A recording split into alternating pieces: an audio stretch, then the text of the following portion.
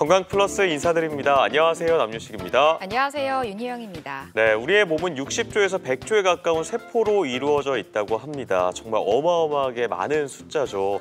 그런데 이 가운데 하루에 많이 생성되는 세포의 수 3,000개에서 5,000개는 바로 암세포에 해당된다고 해요. 맞습니다. 그 수도 정말 엄청난데요. 이렇게 우리 몸을 계속해서 공격하는 암세포, 이 세상에는 정말 희귀한 암들이 참 많습니다. 오늘은 그중에서도 두경부에 발생하는 암이죠. 오늘의 주제, 바로 비부비동암입니다. 비강은 코로 들어오는 공기를 체온에 가깝게 가열하고 습도를 증가시켜 폐로 들어가는 공기를 건조하지 않게 하는 기능을 한다. 또한 코 옆에 동굴이라는 의미의 부비동은 머리뼈 속에 있는 뇌와 안구를 외부의 충격으로부터 보호해주는 역할을 하는데, 이들 부위에 생기는 암을 통칭해 비부비동암이라 부른다.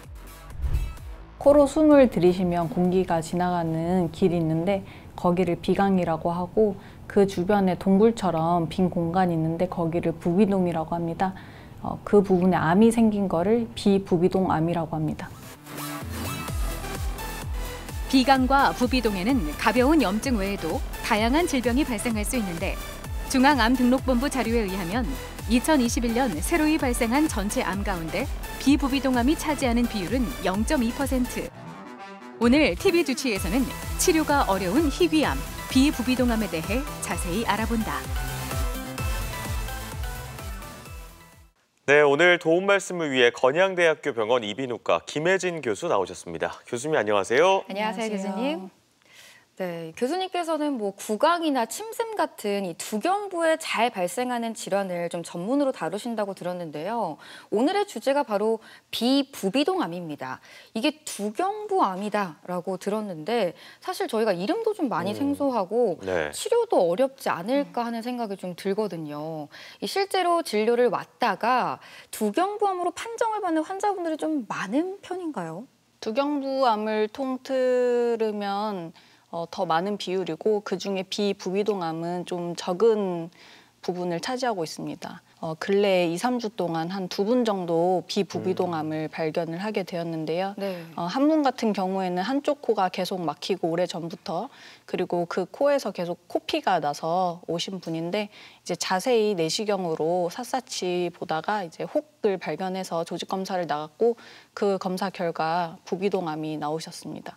그리고 또 다른 분은 좀 젊은 분인데 목 쪽에 멍울이 만져져서 오셨다가 그런 경우에는 저희가 임파선에 혹시 전이 되진 않았는지, 결핵성 임파선인지 좀 감별을 해야 돼서 시행한 검사에서 암이 나와서, 그러면 이게 어디서 왔을지 찾아보던 중에 코 맨 끝에 비인두라는 부분이 있는데 그 부분에서 암이 발견되어서 현재 다학제 치료 예정입니다. 그렇군요.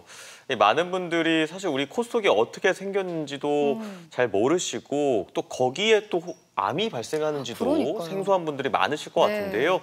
오늘 비부비동암에 대해서 살펴보기 전에 코 속을 먼저 살펴보면 좋을 것 같아요. 이 비강에 대해서 먼저 설명해 주실까요?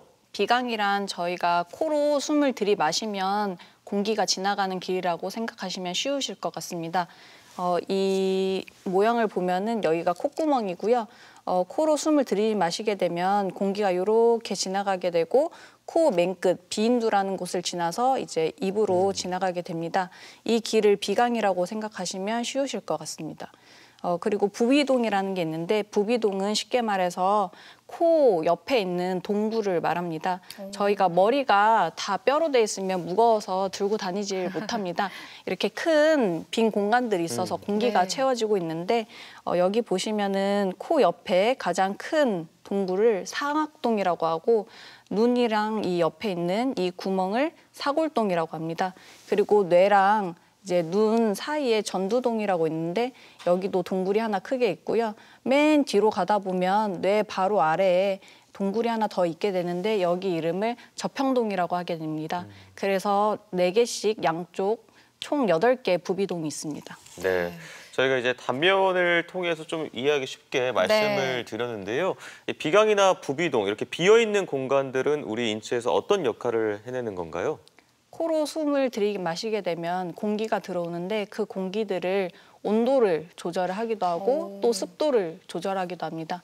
그리고 얼굴에는 중요한 구조물이 참 많습니다. 눈도 있고 이제 뇌도 있게 되는데 그런 구조물들을 보호하는 역할을 하게 됩니다. 네, 압력 조절, 눈과 귀를 또 보호하는 역할 등등 이렇게 중요한 역할을 해내는 곳인데 이렇게 비강이나 부비동에 생기는 암이 비부비동 암이라고 말씀해 주셨습니다.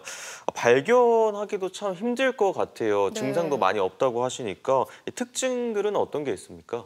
비강이랑 부비동에 발생하는 암들 중에 거의 확률이 좀 낮습니다. 발생 빈도도 낮고요. 전신에 발생하는 악성 종양의 약 0.1에서 0.3% 정도 발생한다고 알려져 있습니다. 네. 그리고 대부분 발생 연령 같은 경우에는 45세 이상이 많고 이제 남성분들이 여성분들보다 더 많다고 알려져 있습니다. 네. 사실 비율이 생각보다 굉장히 좀 적은 편이긴 한데요. 호발 연령이 중장년층이라고 하니까 지금 시청하시는 우리 시청자분들도 좀 걱정이 되실 것 같아요.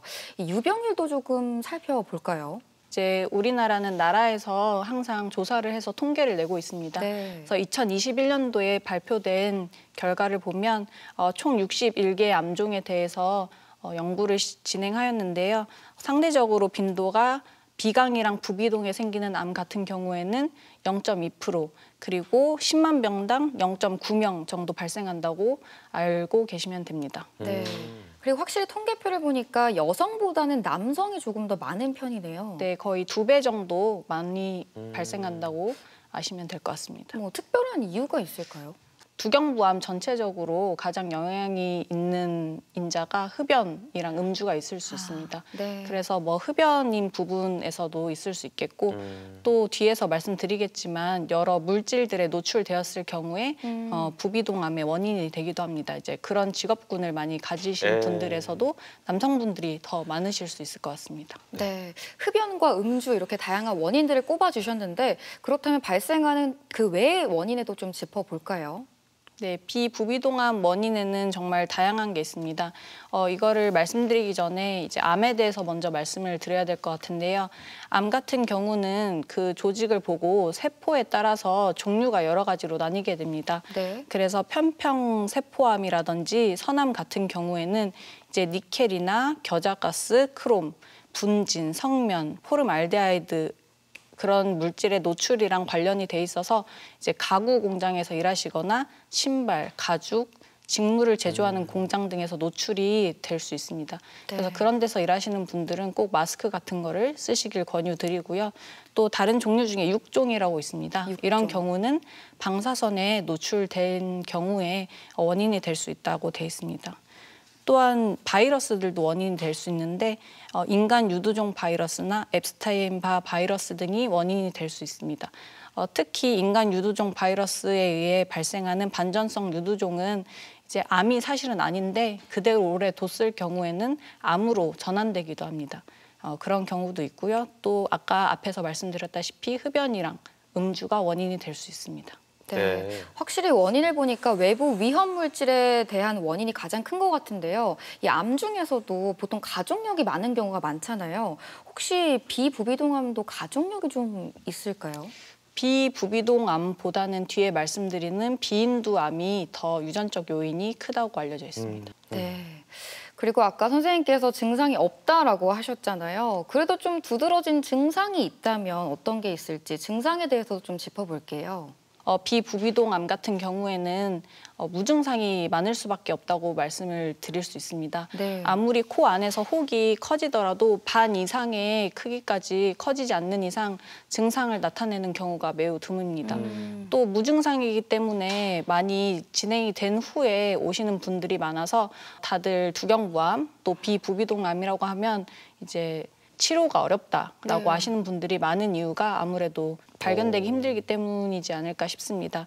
그리고 비내시경 검사를 시행을 하더라도 콧구멍에서 공기가 지나가는 비강 쪽에 있는 혹이 아니고 이제 그 안쪽에 있는 부비동에 있는 암 같은 경우에는 내시경을 하더라도 발견되는 경우가 어렵습니다. 네. 그러면 병기가 좀 진행되고 나서 발견이 된다고 하셨잖아요. 보통 몇 기 이후로 좀 찾아오시나요? 저희 병원에 오시는 분들은 이제 저희가 비내시경 검사를 할 때 좀 깊이까지 보는 경우가 많아서 반반 정도이신 것 같습니다. 그러나 네. 이제 평균적으로는 이제 3, 4기 이상 진행되셔서 오시는 분들도 많다고 알려져 있습니다. 그렇군요. 네.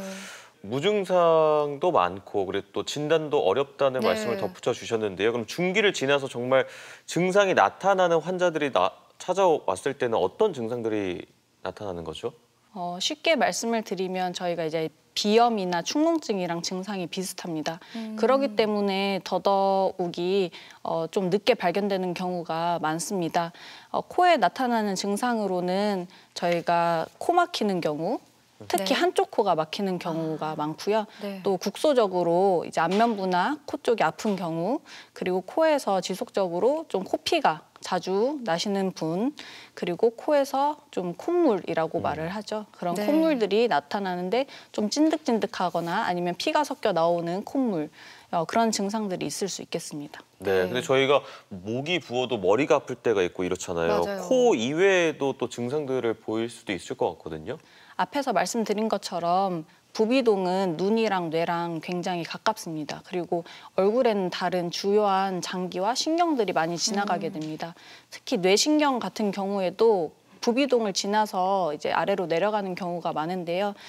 그렇기 때문에 특히 눈을 보면 눈이 갑자기 좀 튀어나온다든지 눈이 좀 붓는다든지 아니면은 저희가 눈물이 만들어져서 이렇게 해서 코 안으로 원래 흘러 내려오게 됩니다. 근데 그런 부분을 혹이 이제 막게 되면은 눈물이 계속 난다든지 네. 아니면은 이제 입이랑 여기 상악동이나 이런 부비동도 연결이 돼 있으니까 입천장에서 뭐 혹이 갑자기 좀 덩이가 만져진다든지 입천장이 볼록 튀어나온다든지 뭐 아니면은 이제 아까 말씀드린 저평동 같은 경우에는 근처에 이제 시신경이나 이런 게 지나가기 때문에 시력이 좀 떨어진다든지 아니면 눈 주위를 침범을 해서 눈을 움직이는 근육들까지 침범을 하게 되면 네. 이제 사물이 두 개로 보이는 복시 현상이 나타난다든지 얼굴 쪽에 감각이 이상해진다든지 아니면 제가 앞에 말씀드렸다시피 최근에 발견된 환자분들처럼 목에 덩이가 만져져서 오신다든지 아니면은 코 같은 경우에는 또 저희가 귀랑도 이어져 있습니다. 네.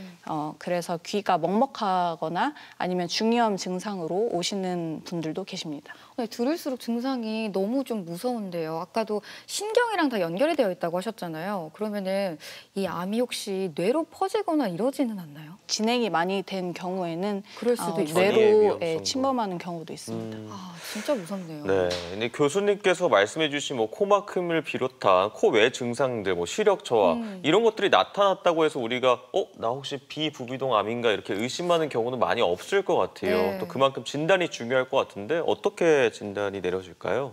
먼저 이런 불편감 때문에 외래를 오시게 되면 저희가 코안을 자세히 보게 됩니다. 근데 이제 다른 위내시경이나 이런 내시경이랑은 좀 다른 내시경을 사용하게 되는데요. 네. 단단하게 이렇게 기역자로 단단하게 되어 있는 내시경을 보고 이제 0도, 30도, 45도, 70도로 좀 자세히 보게 됩니다. 네. 그리고 이제 코 안을 보게 되면 흔히들 딱 들어가자마자 코 볼살 때문에 뒤까지는 보이지가 않습니다. 그런 경우에는 저희가 코를 일시적으로 좀 수축을 시킨다든지 아니면 들어갈 때 너무 아파들 하시니까 좀 국소적으로 마취를 해서 좀 잘 보이게 만든 다음에 정말 샅샅이 내시경으로 보는 경우가 있고 또 혹시 종물이 보이면 조직 검사를 나간다든지 추가적으로 영상 검사를 나간다든지 하는 검사들로 진단을 할 수 있겠습니다. 네, 여러 가지 진단법들이 나열되어 있는데요. 그중에서도 그럼 내시경 검사법부터 한번 자세히 짚어주실까요? 네, 앞에서 말씀드렸다시피 이비인후과에서 사용하는 내시경은 종류가 좀 다양하게 있습니다. 보통 위내시경 같은 경우에는 좀 두껍게 생긴 뭐 쉽게 말하면 뱀처럼 저희가 네. 조절할 수 있는 그런 내시경으로 검사를 시행하게 되는데 저희는 그것보다 좀 더 얇기가 얇은 하지만 저희가 구부릴 수 있는 그런 내시경으로 네. 이제 콧구멍으로 넣어서 코 속부터 코 맨 뒤쪽 그리고 후두까지 볼 수 있는 내시경 검사가 있고요. 그리고 좀 이렇게 단단하게 돼서 직선으로 막대기처럼 된 내시경으로 0도, 30도, 45도, 70도 등으로 안을 관찰할 수 있겠습니다. 네. 네. 내시경 검사 많이들 이용하시는데 혹시 이 검사법에 뭐 장단점도 있을까요? 코 안은 저희가 조금만 뭔가 들어가면 굉장히 아파합니다. 네. 귀 속도 기침이 나올 것 네. 같고. 귀도 우리가 건든 적이 없기 때문에 조금만 자극이 주어져도 간지럽고. 굉장히 아파하십니다. 그래서 저희가 좀만 더 안으로 자세히 보려고 하면 환자분들이 너무 아파하셔서 못 보는 경우도 있어서 그 앞에만 간단히 보고 마치는 경우도 보통은 있으시고요.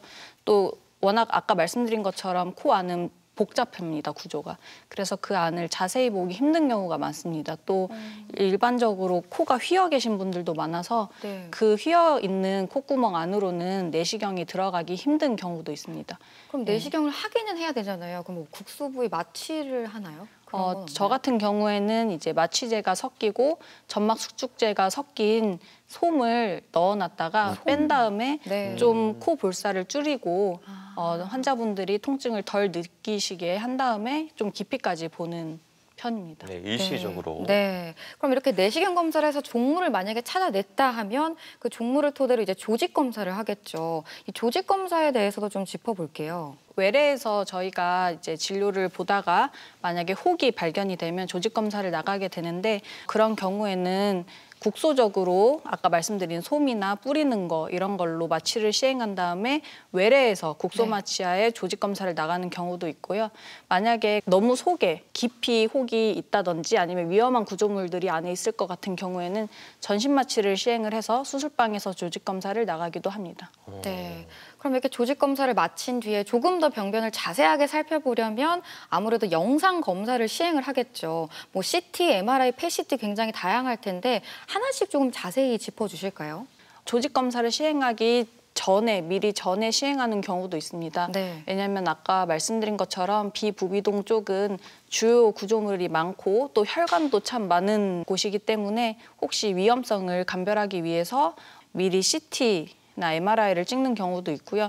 CT 같은 경우에는 주변으로 뼈를 침범했는지 볼 수 있고 네. MRI 같은 경우에는 그 종물 중에서도 그 종물이 어느 조직까지 침범돼 있는지 경계가 명확히 보입니다. 네. 그래서 MRI를 조영제를 있는 상태에서 시행을 하고 또 다른 곳으로 전이가 되는 경우도 있습니다. 네. 그래서 저희가 전이되는 거를 보기 위해서는 PET라는 거를 찍게 PET. 됩니다. 그래서 PET를 일반적으로 찍으면은 뇌가 가장 밝게 나오고 또 그럼 당이 빠져나가는 길인 콩팥이나 신장이 또 밝게 나오고 또 암 같은 경우에는 저희가 그 에너지를 많이 사용을 하기 때문에 거기서도 반짝반짝 빛이 나게 됩니다. 네. 네.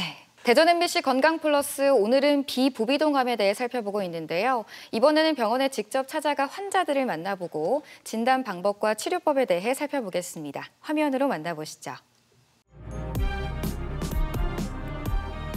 코 속 공기가 지나는 길 비강과 그 주변 동굴 같은 빈 공간 부비동.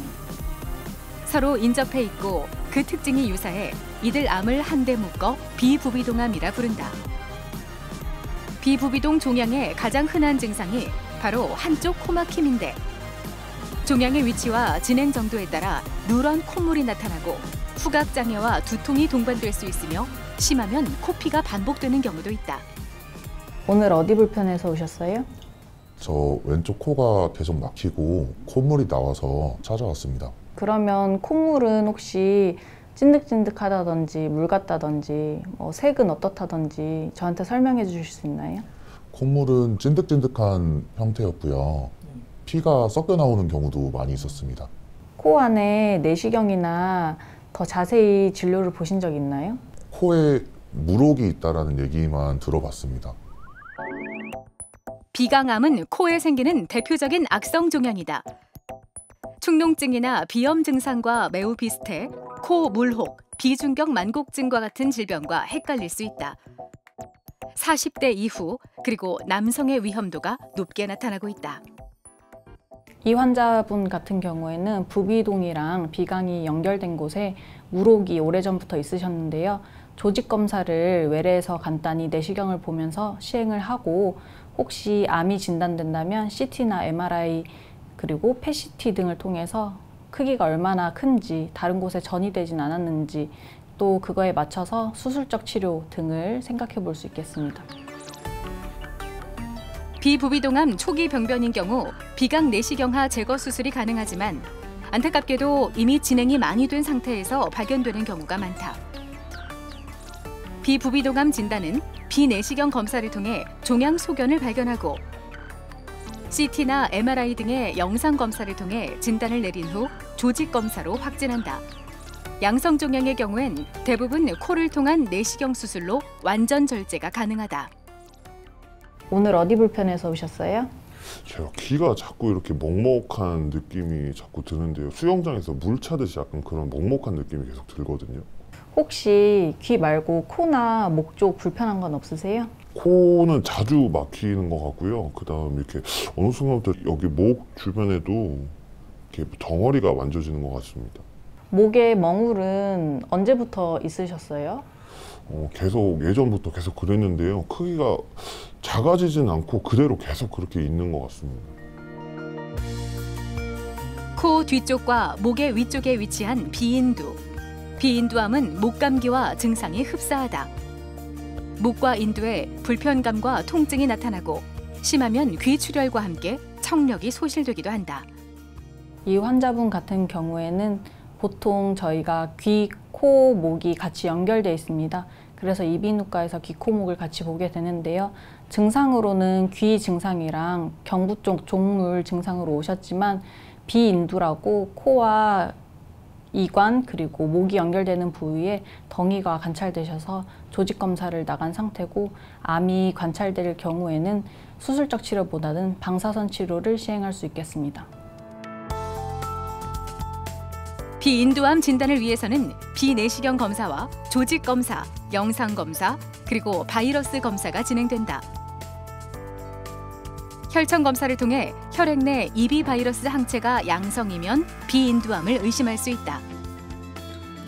암의 크기와 위치, 전이 여부에 따라 치료법이 달라지며 주로 방사선 치료가 시행된다. 비부비동암은 처음 초기에는 증상이 딱히 없는 경우가 많습니다. 그래서 많이 진행된 상태로 발견이 되는 경우가 많은데요. 얼굴 쪽은 부비동이랑 연결된 곳이 눈이랑 뇌가 있기 때문에 점점 종양이 커졌을 때 코 증상 말고도 눈 증상이라든지 뇌 관련 증상이 같이 생길 수 있습니다. 그리고 그 크기가 너무 많이 커지게 되면 이제 안면부를 절개해서 수술을 시행하게 되는데 이제 얼굴 쪽은 또 미적인 부분도 관련이 있기 때문에 환자분들이 수술 범위를 최소한 적게 하시는 게 좋아하시기 때문에 조기 발견이 굉장히 중요하다고 할 수 있습니다. 비부비동암은 드물게 발생하지만 초기 증상이 비부비동염과 유사해 조기 진단이 어렵다. 증상을 알아채더라도 많이 진행된 상태에서 발견되기 쉽다. 다행히 내시경 수술과 항암 방사선 치료의 발달로 생존율이 높아지는 추세. 보이지 않는 곳에서 자라는 비부비동암. 작은 증상도 의심해야 한다. 네, 병원에 찾아가 환자들 만나보고 비부비동암에 대해서 살펴봤습니다. 교수님, 그렇다면 이 비부비동암은 이 아까 말씀해주신 작업, 직업 환경이나 생활 습관 이런 것과도 좀 관련이 깊다고 볼 수 있을까요? 네, 아까 말씀드린 것처럼 원인 중에 노출되는 물질도 있기 때문에 직업이랑도 연관이 있다고 말씀드릴 수 있습니다. 뭐 콧물이나 아니면 귀가 먹먹하다, 뭐 눈이 잘 돌출된다 이러면 다른 쪽에서 좀 검사를 받고 넘어오시는 분들도 있을 것 같아요. 바로 이렇게 이비인후과로 안 오시고요. 네, 맞습니다. 특히 안과에서도 저희과로 환자를 많이 보내는 편입니다.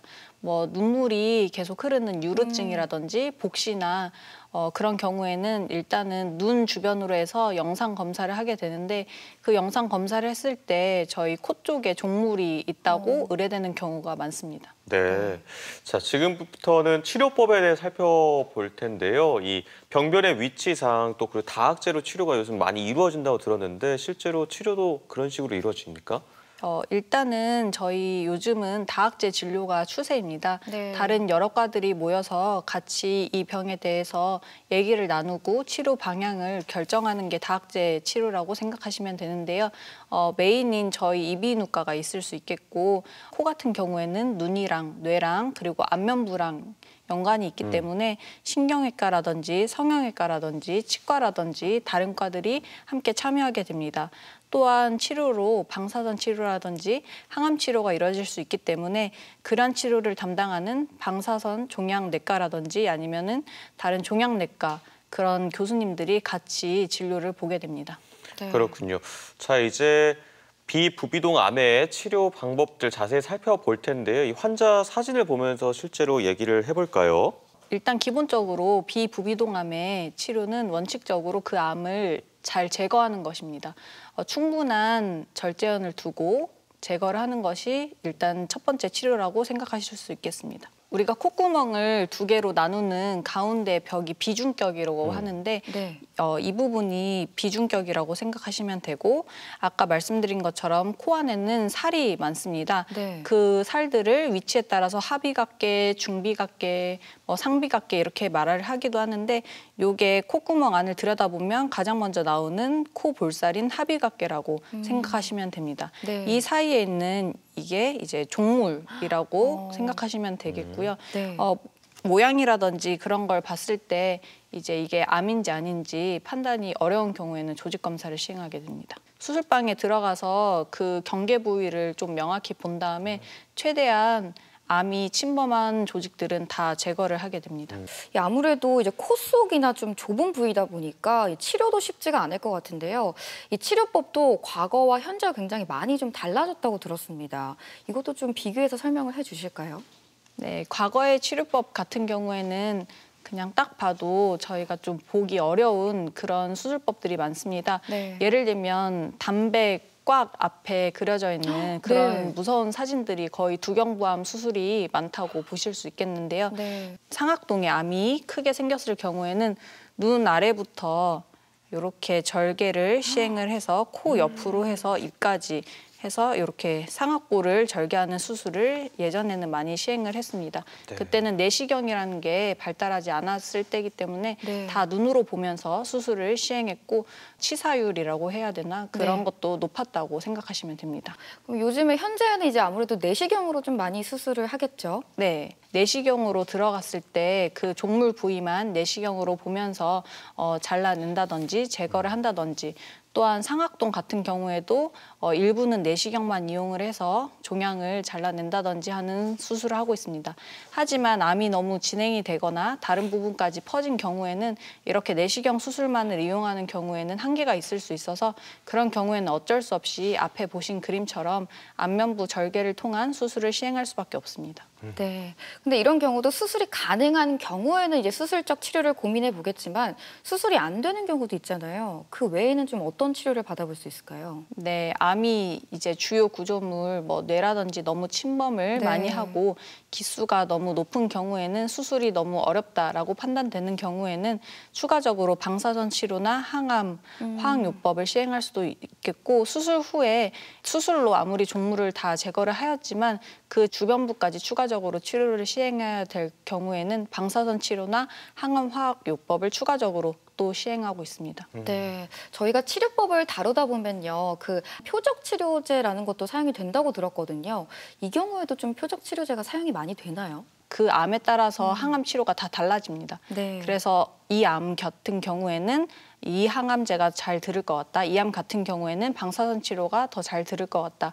그런 암 종류에 따라서 달라진다고 생각하시면 될 것 같습니다. 네.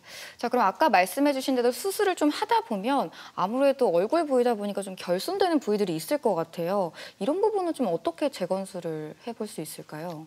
보통 이제 얼굴 쪽이기 때문에 이런 데 수술을 하게 되면 성형이나 미용적인 부분에서도 네. 많이 환자분들이 걱정을 하십니다. 그런 경우에는 다른 곳에서 살이나 뼈를 떼서 피판 이식 같은 거를 시행하기도 하고 네. 또 간단히 이 아래쪽만 수술을 한 경우에는 쉽게 말하면 틀니 같은 보철물을 이용을 해서 저희가 미용적인 측면을 고려해서 도움을 네. 드리고 있습니다. 그렇군요. 이렇게 비부비동안 치료가 잘 끝난 이후에 환자분들 가장 궁금해하시는 게 아마 예후일 것 같은데요. 저희 흔히 말하는 5년 생존율, 또 예후는 어떻습니까? 5년 생존율 같은 경우에는 50에서 60% 정도라고 알려져 있습니다. 하지만 이제 1기나 2기 같이 국소적으로만 발생한 경우에는 수술적 치료만 시행을 하더라도 80% 정도라고 알려져 있습니다. 또한 비강에서 생긴 암의 경우보다 부비동에 생긴 경우가 이제 더 예후가 좋지 않고 비강에서 생긴 경우가 더 예후가 좋다고 알려져 있습니다. 또 앞에서 말씀드린 것처럼 암에는 세포 모양에 따라 여러 종류가 있습니다. 그 종류에 따라서도 예후가 달라질 수 있겠는데요. 특히 악석 흑색종이라고 알려져 있는 암의 경우에는 예후가 좋지 않습니다. 자, 비부비동암 살펴봤는데요. 지금부터는 비인두암에 대해서도 살펴보겠습니다. 네. 이 배우 김우빈 씨가 또 그렇죠. 비인두암 앓고 있었다는 그런 소식을 들으면서 많은 분들이 놀라셨었는데 이게 어떤 질환이죠? 비인두라고 하면 아까 보신 그림에서 이렇게 코의 맨 끝 이 부분이 비인두입니다. 뒤쪽이요? 네. 그래서 이쪽을 비인두라고 하고 네. 이제 입이랑 연결되는 이쪽은 구인두, 그 더 아래를 하인두라고 합니다. 네. 많이들 헷갈려 하시는 게 저희가 다 두로 끝나가지고 네. 이름을 헷갈려 하시는데 후두는 성대를 말합니다. 그래서 거기랑은 다른 곳이라고 생각하시면 되겠습니다. 네. 코의 가장 끝에 뒷벽 맨 쪽에 뒤. 생기는 게 비인두. 네. 그러면 비인두암의 유병률은 어떻습니까? 이것도 2021년도에 국내에서 시행한 통계가 있는데요. 빈도 같은 경우에는 0.2% 정도, 그리고 10만 명당 0.9명 정도 발생을 하게 됩니다. 이 경우에도 남성이 여성보다 높은 비율로 발생을 하게 됩니다. 아무래도 아까 말씀해주신 뭐 흡연이나 음주 같은 이유가 가장 좀 크겠죠? 비인두암은 그런데 비강이나 부비동암이랑은 좀 다르게 원인들이 좀 더 다릅니다. 비인두암의 원인으로는 일단은 뭐 유전력이라고 할 수 있는 인종에 따른 발병률이 다릅니다. 특히 중국의 남부 지역에 호발을 하게 되고 또 중국 사람들이 많이 가 있는 대만이나 말레이시아나 홍콩 같은 데서 다른 데보다 더 많이 발견이 된다고 합니다. 네. 또한 앱스타인 바 바이러스가 가장 주된 원인이 될 수 있겠고요. 또 음식, 소금에 특히 절인 음식이라든지 훈제한 그런 음식을 많이 먹는 사람들이 더 유병률이 높다고 알려져 있고 또 흡연이랑 음주도 추가적으로 있을 수 있겠습니다. 네. 이 사실 부비동암은 축농증이랑 좀 비슷하잖아요. 이건 증상이 좀 어떨지 궁금해요. 이제 비인두암 같은 경우에는 아까 그림에서 보시다시피 코의 맨 뒤를 비인두라고 하는데 그 부분은 저희가 귀랑 연결돼 있습니다. 쉽게 말하면 이관이라고 하는데요. 이관이요? 네, 이관이라고 합니다. 코를 풀면 저희가 귀가 뻥 뚫리지 않습니까? 맞아요. 네, 저희가 귀랑 코랑 목이 다 연결이 돼 있어서 이비인후과라고 다 같이 봅니다. 네. 그 비인두 쪽에 종물이 생기게 되면 귀랑 연관된 증상이 비부비동암보다 더 많이 나타난다고 아시면 됩니다. 그래서 특히 중이염 소견이 네. 나타날 수 있겠고요. 또 귀가 먹먹하다든지 잘 안 들린다라고 오시는 분들도 많습니다. 또한 당연히 코랑 연결돼 있으니까 코랑 관련된 증상도 있을 수 있겠는데요. 코막힘이 있다든지 피가 섞인 콧물이 나온다든지 할 수 있고 아니면은 목 쪽에 있는 임파선까지 퍼지게 되면 경부에 뭐가 만져진다, 목기에 뭐 덩이가 만져진다 해서 오시는 분도 계시고 이제 다른 신경까지 침범을 하게 되면 얼굴 주변에 감각이 이상하다 하시면서 오는 경우도 있습니다. 네. 이 아무래도 증상 자체가 너무 비특이적이다 보니까 한 번에 좀 알아채기가 힘들 것 같은데요. 이 진단법에는 또 어떤 것들이 있을까요? 앞에 말씀드린 비부비동암이랑 비슷합니다. 하지만 이제 더 뒤쪽 맨 끝에 있기 때문에 더 관찰하기 어렵습니다. 네. 이제 내시경으로 들어갈 때는 코 맨 뒤를 봐야 되다 보니까 정말 깊이까지 내시경 검사를 시행을 해야 되고 거기서 종물이 있으면 조직 검사를 나가야 되고 앱스타인 바 바이러스에 따라서 이제 예후도 좀 달라지고 하기 때문에 바이러스 검사를 추가적으로 나간다든지 CT나 MRI나 펫CT 등을 통해서 다른 데까지 어디까지 침범했는지 보고 또 전이된 데는 없는지 보는 검사들이 필요합니다. 네. 네. 이렇게 진단이 내려지면 치료를 잘 받아야 될 텐데 어떠한 치료법들이 있을까요? 비인두암 치료 같은 경우에는 비부비동암이랑은 다르게 수술적 치료보다는 방사선 치료에 반응을 잘 하는 암으로 알려져 있습니다. 그래서 주된 치료가 방사선 치료가 되겠고요. 또한 방사선 치료를 시행한 뒤에도 잔존암이 있다든지 충분하지 않다고 생각이 되어지는 경우에는 수술을 고려해 볼 수 있겠습니다. 또한 방사선 요법뿐만 아니라 항암 요법이 같이 필요하다고 생각되어지는 경우에는 동시에 같이 시행을 하는 경우도 있습니다. 네, 대전 MBC 건강플러스 오늘은 비부비동암에 대해 자세히 살펴봤는데요. 지금부터는 이와 관련된 OX 문제를 함께 풀어보겠습니다. 네, 비부비동암과 관련된 OX 질문 살펴보도록 하겠습니다. 먼저 첫 번째 질문인데요. 비부비동암이 두경부암이라고 살펴봤습니다. 그렇다면 두경부암이란 뇌를 포함해 머리와 목에 생긴 암을 통칭한다. O일까요? X일까요? 네, X입니다. 두경부암은 얼굴에서 발생하는 암 중에 눈이랑 뇌를 제외한 암을 말합니다. 그래서 두경부암에는 후두암, 아니면 침샘암, 아까 말씀드린 비부위동암, 비인두암 등이 포함될 수 있겠습니다. 그러나 이제 암이 진행된 경우에는 당연히 눈이나 뇌까지 침범을 할 수는 있습니다. 네, 다음 질문 살펴보겠습니다. 비부비동암을 치료하는 여러 가지 방법을 살펴봤는데요. 그렇다면 충동증을 치료하지 않으면 비부비동암을 유발할 수 있다. 이건 O일까요? X일까요? 아직까지 진행된 연구로는 X라고 말씀드릴 것 같습니다. 충농증은 워낙에 오랫동안 치료하는 분들도 많기 때문에 충농증이 오래된다고 해서 꼭 암으로 가는 건 아닙니다. 하지만 모든 만성염증은 암의 원인이 일부 작게나마 될 수는 있습니다. 하지만 충농증이 오래된 분들 같은 경우에는 코 안을 자세히 보는 진료는 필요합니다. 이제 종물이나 다른 혹이나 아니면 곰팡이균이나 치아 때문에 충농증이 계속되는 경우가 있기 때문에 그런 경우에는 약물로 치료가 되지 않습니다. 그래서 코 속을 자세히 보거나 아니면 추가적으로 필요하다면 영상 검사 등을 통해서 원인을 바로 알고 만약에 혹이 있다든지 종물이 있으면은 조직 검사를 나가는 것이 비부비동암을 더 빨리 발견하는 방법이 될 것 같습니다. 네, 다음 OX 질문 이어서 드리겠습니다. 비부비동암은 위치적 특성상 방사선 치료가 수월하다. O일까요? X일까요? X일 것 같습니다. 비부위동암은 앞에서 말씀드린 것처럼 암 종류에 따라서 치료가 달라지기는 하는데 가장 많은 암 종류가 편평세포암이라고 되어 있고 가장 원칙적인 치료는 수술적 제거가 우선되어야 합니다. 단 비인두암이라고 뒤쪽에서 말씀드린 비인두암 같은 경우에는 방사선 치료가 주로 될 수 있습니다. 네, 다음 OX 질문입니다. 이 두경부암 가운데서 비인두암도 살펴봤는데요. 비인두암은 코가 아닌 목이 붓고 아파서 병원을 찾았다가 암을 발견하는 경우가 많다. O일까요? X일까요? 네, 이 경우에는 O라고 말씀드릴 수 있겠습니다.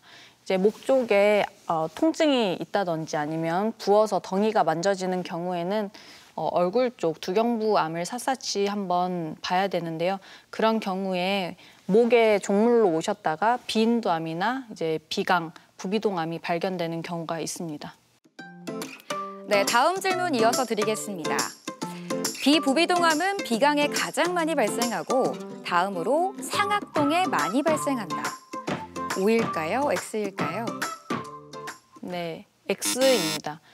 비부비동암은 가장 많이 발생을 하는 곳이 상악동이고 이제 그다음 비강이 되겠습니다. 그래서 X라고 말씀드리겠습니다.